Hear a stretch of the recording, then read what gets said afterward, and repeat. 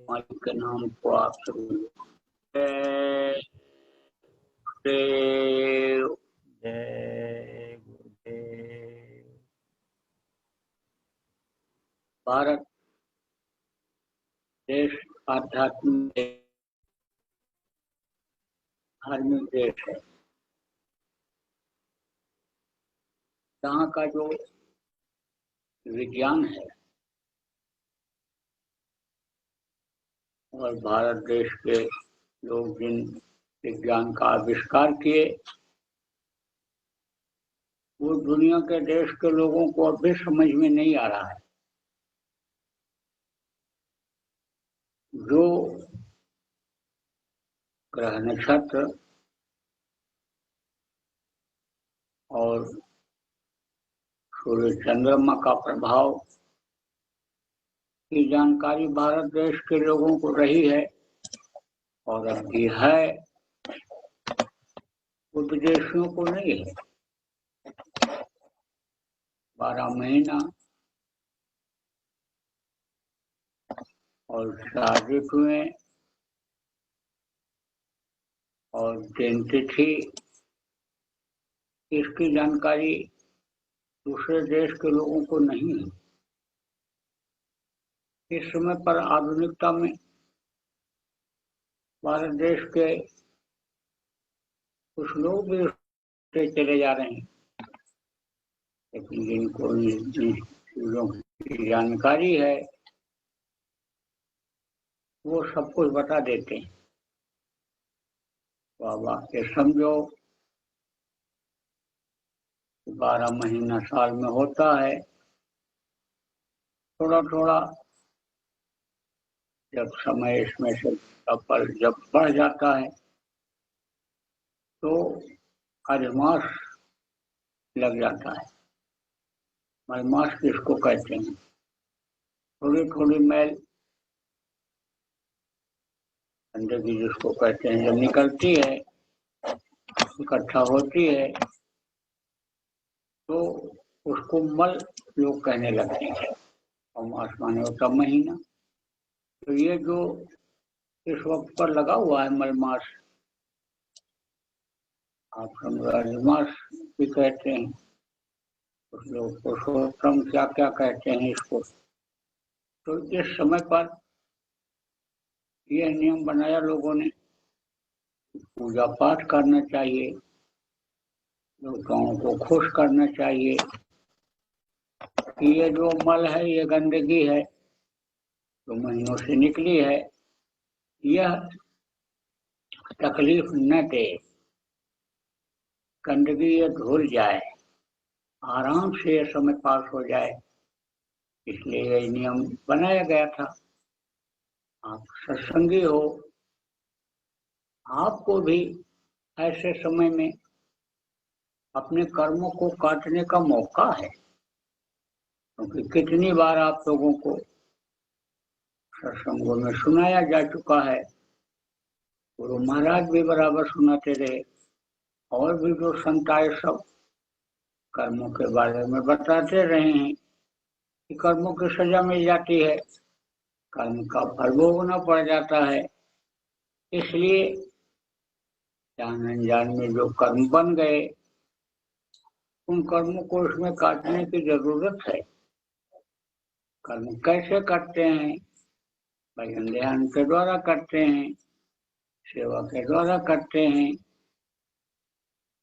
प्रेम प्रीत उस मालिक से गुरु से लगाने से, सब लोगों की दया लेने से करते हैं। तो उसका मौका आप सब लोगों के लिए इस समय पर है। देखो प्रेमियों, कुदरत बराबर समझो सजा देने के लिए तैयार है, उसकी नाराजगी दूर नहीं हो रही है, क्योंकि कुदरत के प्रकृति के नियम के खिलाफ काम लोग बहुत कर रहे हैं। और आप सत्संगी भजनानंदी आप लोग भी उनके देखा देखी में लग जाते हो और उसी तरह से आपके भी कर्म खराब हो जाते हैं। आप में अन्न दोष आ जाता है, संग दोष आ जाता है, स्थान का दोष आता है और उसकी सजा मिल जाती है। तो आदमी बहुत कुछ भूल जाता है, तकलीफ आती है तो एक एहसास होता है और उस तकलीफ को दूर करने के लिए गुरु से, परमात्मा से प्रार्थना करता है। और गुरु भी जब थोड़ा ध्यान कम देते हैं, बार बार कहने पर, बार बार मनाने पर नहीं माना, थोड़ी देर के लिए ध्यान हटा दो, तो फिर अन्य देवी देवताओं को, अन्य लोगों को मानने लगता है, खोजने लगता है। आप जो उनकी पूजा में फंस जाता है, कर्म करने के बजाय और कर्म आ जाते हैं। तो आप समझो कि धीरे धीरे धीरे धीरे आदमी का परमार्थी रास्ता छूट जाता है।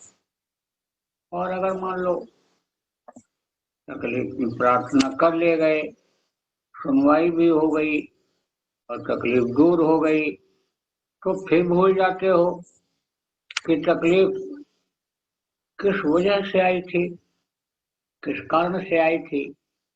खान पान, चाल चलन खराब होने की वजह से आई थी, या बुद्धि खराब हो गई कर्मों की वजह से, और मुंह से कुछ बोलने से, हाथ से मारने से,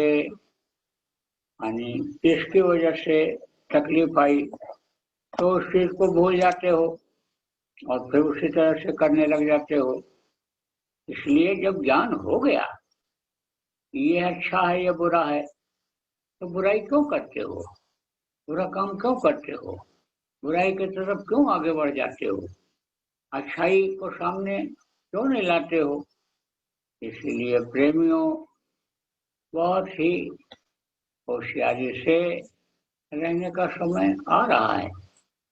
देखो बीमारियां भी और बढ़ेंगी, बढ़ रही हैं। आप ये मत सोचो कि हमको बीमारी नहीं लगेगी, किसी को भी लग सकती है। जो सावधान नहीं रहेगा उसी को तकलीफ हो सकती है। इसलिए बाहर से भी सावधान रहना है और अंदर से भी सावधान रहना है। बाहर से सावधान का मतलब क्या है, जैसे इन्होंने कहा कि कोरोना छूत की बीमारी है, दूर रहो और दूसरे का सांस मुंह से निकला हुआ कोई चीज नाक में न जाए, मुंह में न जाए, तो उससे भी बचो। और प्रेमियों, जो भी सरकारी नियम है उसका पालन करो। अंदर में भी सफाई रखो, अंदर का भी ध्यान रहे, कोई कर्म खराब न हो जाए। गुरु के वचन को हमेशा याद रखो, संगत के वचनों को याद रखो, मर्यादा को बराबर ध्यान में रखो, सत्संग के वचनों को याद रखो, जिससे आपके कर्म अंदर में न जमा हो जाए। सावधान रहने की जरूरत है, दोनों तरफ से सावधानी की आवश्यकता है। दया तो आपके ऊपर है, कृपा मेहरबानी तो है, दुनियादारों से आप अच्छे हो। आप अपने को ही देखो कि आप जहां भी जिस स्तर पर हो, तरक्की पर हो, ईंट का भट्ठा चलाने वाले एक थे सेठ, वहीं पर उनके मजदूर भी बैठे थे, कच्चा ईंट बनाने वाले भी बैठे थे। वहां पर एक विद्वान पहुंच गए, हस्तरेखा के जानकार थे, आज की रेखाओं को देख करके बता देते थे कौन कैसा है। बैठ गए, उनका हाथ पकड़ लिया, सेठ का जो भट्ठा चलाते थे ईंटों का, और देखा, और ये रेखा जो सीधी ऐसे जाती है, बोले ये है, तो आपकी बहुत प्रतिष्ठित और हेडलाइन जिसको कहते हैं वो है। यह जिसके हाथ में होती है बड़ा भाग्यशाली होता है, बड़ा सम्मानित होता है। तो आपके पास तो कोई कमी नहीं होनी चाहिए। देखा वो सुनते रहे। वहीं एक आदमी और बैठे थे उनके साथ में, तो कहा कि अच्छा इनका देखो। तो एक मजदूर था, ईंट बनाने वाला था, पाथने वाला जिसको कहते हैं। उसका हाथ जब देखा तो उसके हाथ में भी ऐसी रेखा थी, सीधी रेखा थी। तो बोले ये देखो मजदूरी करता है, कितना कमाता होगा, और ये रेखा इनके हाथ में भी है और ये रेखा इसके भी हाथ में है, तो अंतर क्या रह गया? तब उन्होंने बताया कि जिस स्तर पर ये रह रहे हैं, जिस समाज में ये रह रहे हैं, जिस रहन सहन में ये रह रहे हैं, उसमें इनका ऊंचा स्थान है, उसमें ये भाग्यशाली है। और वो जिस स्तर में रह रहा है उसमें भाग्यशाली होगा। आप पूछ लो। पूछा उन्होंने कि तुम्हारे कुल खानदान में, मजदूर से पूछा तुम्हारे कुल खानदान में कौन अच्छा है, किसको लोग बुद्धिमान मानते हैं, किसको लोग सम्मान देते हैं, खाने पीने के किसके पास सुविधा अच्छी है। तो उसी का साथी था, मजदूर का साथी। खोजने का इन्हीं का स्थान। ये यहाँ भी हमारे हेड हैं और गांव में भी हमारे हेड मुखिया हैं। कहने का मतलब ये है कि आप राजा के, अधिकारी के, साहूकार के बराबरी में भले न हो, लेकिन आप जिस स्तर पर हो आप अच्छे हो, लोग आपको अच्छा मानते हैं, लोग आपको सम्मान देते हैं, आपको कोई दिक्कत अपने समाज में अन्य लोगों की अपेक्षा नहीं है, तो अब आप प्रेमियों आपको इस बात से संतुष्ट होना चाहिए कि पांचों उंगली एक साथ नहीं होती है, एक जैसी नहीं होती, छोटी बड़ी होती है। तो ये तो व्यवस्था काल भगवान की है, काल के देश की है, उसमें बराबरी तो नहीं हो सकती है। संतुष्टि आपको होनी चाहिए। और दुनिया की चीजों को पाने के लिए जिनको आप बड़ा कहते हो, जो कुछ भी करने को तैयार हैं बड़ा बनने के लिए, कैसे भी कुर्सी मिल जाए, कैसे भी पैसा आ जाए, आप उनकी नकल जब करने लग जाओगे वहां तक पहुंच भी नहीं पाओगे और आपके कर्म भी खराब हो जाएंगे। क्योंकि प्रारब्ध की चीजें होती हैं, जिसका रहता है, जुड़ा रहता है प्रारब्ध, तो वो चीज उसको मिलती है, वही उसको मिलता है। और आप ऐसे हो गुरु महाराज के बाद प्रेमी उस मालिक परमात्मा के, कि आपके ऊपर तो विशेष दया है। अब यह है कि इस चीज की इच्छा मत रखो कि हमारे पास ही सब कुछ हो जाए, या ये जैसे हैं ऐसे हम हो जाएं, हम भी प्रधानमंत्री राष्ट्रपति बन जाएं, हम भी मंत्रिमंडल बन जाएं, हम भी IAS अधिकारी जिस तरह रहते हैं उसको भी हो जाएं, तो सबको एक जैसा कैसे हो सकता है? लेकिन अगर उस मालिक पर भरोसा विश्वास रखोगे तो आप जहां भी जैसे रहोगे उस हिसाब से आप संतुष्ट रहोगे। तो जो भजनानंदी हैं, ईश्वरवादी हैं, जो मालिक को समझ चुके हैं, गुरु को समझ चुके हैं, वो तो जाहि विध राखे गुरु वाही विध रहिए। लेकिन जो अभी अच्छे कच्चे, अभी भर्ती हुए हो, आपको इस चीज को समझने की जरूरत है। तो अच्छा रहा, आप लोगों से मुलाकात हो गई, तो बात भी हो गई। अब आप लोग बराबर अपने अभियान को जारी रखो। नाम धुनी का जो आपका चल रहा है, ध्यान भजन का सामूहिक रूप से जो चल रहा है, उसको बराबर चालू रखो। और जहाँ जैसा संभव हो, मुमकिन हो, वैसा अपने स्तर से प्रचार प्रसार भी करते रहो, लोगों को समझाते बताते भी रहो।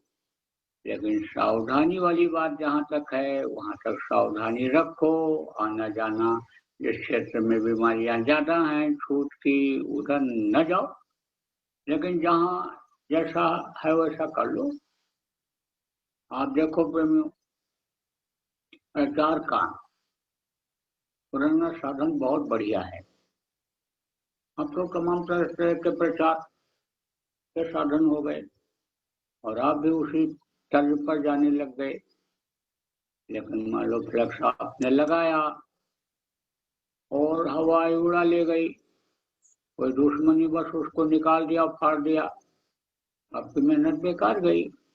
लेकिन दीवालों को रगड़ करके कोई भी अक्षरों को मिटाने नहीं जाता है, कौन इतनी मेहनत करेगा। दीवालों पर जो लिख दिया जाता है वो बहुत पक्का हो जाता है। अब आप समझो शहरों में जहाँ कहीं जगह मिल जाए, जहाँ लिखने में कोई किसी को आपत्ति न हो, उस जगह पर अगर वचन को गुरु महाराज के लिख दिए जाएं, सामूहिक वचन, अगर सामयिक संदेश, जो समय का संदेश है, जिस चीज की जरूरत है इस समय लोगों को बताने की, समझाने की, पढ़ाने की, कि जिससे लोग बदलें, जिससे बुराइयां छोड़ें, उन चीजों को अगर लिख दिया जाए, बहुत लोग पढ़ेंगे, बहुत लोग लाभ उठाएंगे। हम लोग लिखाई जब करते थे तो अब आप ये समझो कि ऐसी लिखाई कर देते थे कि जो बहुत दिन तक दिखाई पड़ती थी, कच्ची दीवार होती थी, उसकी मिट्टी ऊपर आती थी, लेकिन कुछ न कुछ उसमें जरूर चूना दिखाई ही पड़ जाता था। ये मालूम हो जाता था कुछ लिखा हुआ जरूर है। आज की तरह से तो पेंट इतने थे नहीं, तरह तरह के पेंट हो गए, ऑयल पेंट और आपके प्लास्टिक पेंट, ये पेंट वो पेंट। ये तो पेंट वगैरह तो थे ही नहीं, बहुत कम थे। क्या किया जाता था, गेरू को उबाले और उसमें थोड़ा लाल रंग डाल दिया, ये जो टूली कपड़ा होता है वैसा रंग आता है, उसी को डाल दिया और थोड़ा सा उबाल करके उसको 4 बूंद तेल डाल दिया। कोई भी जला हुआ मोबाइल मोबियाल हो या सरसों का तेल हो, कोई भी तेल हो जिसमें चिकनाहट हो, वो चीज डाल दिया, पक्का हो गया। दूर से पेंट जैसा ही चमकता दिखता था। कहीं मान लो मैली दीवार है, आप समझो उसको गंदी कहते हो, जो सफेद नहीं है, चूना गोला, थोड़ा नमक डाल दिया उसमें, एकदम पक्का हो जाता है, चमकने लगता है नमक डाल देने से, बहुत दिन तक टिकाऊ रहता है। अब आप ये समझो कि कहते हैं कि हरा न फिटकरी और काम चोखा, तो कम खर्चे में और बहुत से लोगों को लाभ मिल जाता। बातों को पढ़ लेते हैं। पहाड़ों पर 10-10, 12-12 साल पहले लिखाई हुई थी, हल्का तो पड़ गया है लेकिन अब भी पढ़ने में आ रहा है, दिखाई पड़ रहा है। आप लोग यथासंभव अपने अपने क्षेत्रों में, अपनी जगह पर लिखाई कर दो, लेकिन लिखाई बड़े अक्षरों में हो, साफ हो, सुथरा हो, उसकी स्पेलिंग वगैरह देख लो, गलत न हो, लिखाई कर सकते हो। क्योंकि बरसात अब खत्म हो रही है, अब धुलने का भी समय, खराब होने का भी समय खत्म होता जा रहा है। तो हमने तो ये देखा कि लिखाई कर देने से पक्का काम हो जाता है। और भी साधन सुविधा के अनुसार आप लोग प्रचार प्रसार करो, जल्दी से जल्दी गुरु महाराज के नाम को आगे बढ़ाओ, जय गुरुदेव नाम से लोगों को वाकिफ कराओ, जय गुरुदेव नाम के ध्वनि बोलवा करके लोगों की जान बचाओ। तो बोलो जय गुरुदेव। जय गुरुदेव।